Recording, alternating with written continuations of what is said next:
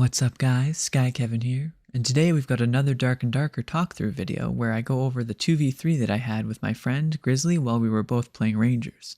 So, let's get started.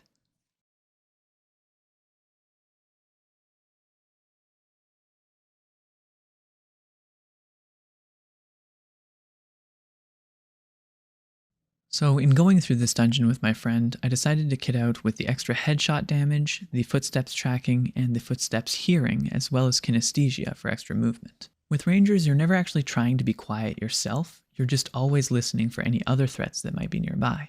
And in this case, I heard these guys coming far before I would ever even been able to see them.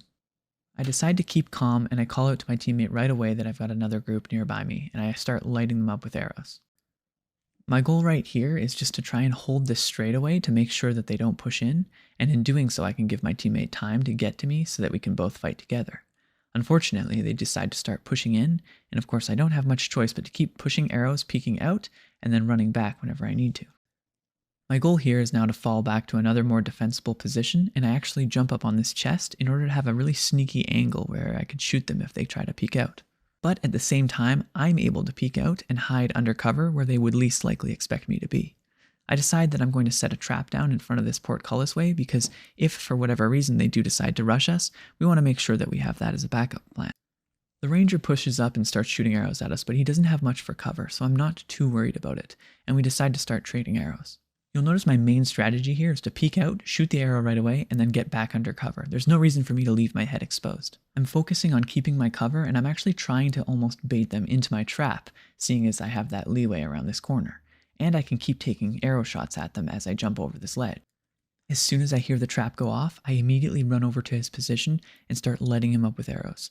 You always have to make sure you hit these traps as quickly as possible, because if they have any sort of ranger or anyone with resourcefulness on their team, they will be able to free them from the trap quicker than you can actually kill them with all your arrows, even when using the triple shot. I like to often run biscuits for these types of fights because it's a great way to get that instant heal off right away and still be able to stay in the fight, and it gives you a lot of sustain every 20 seconds. We then continue to trade arrows throughout the rest of the fight, and my teammate manages to get a great flank on the wizard by coming up around behind them. Then it's just the two of us versus the one last archer, and we've got him caught in a corner, and that's how we end things. So I hope you liked this video and going over the engagement process for the 2 versus 3 that we had here, as well as any of the details that I shared.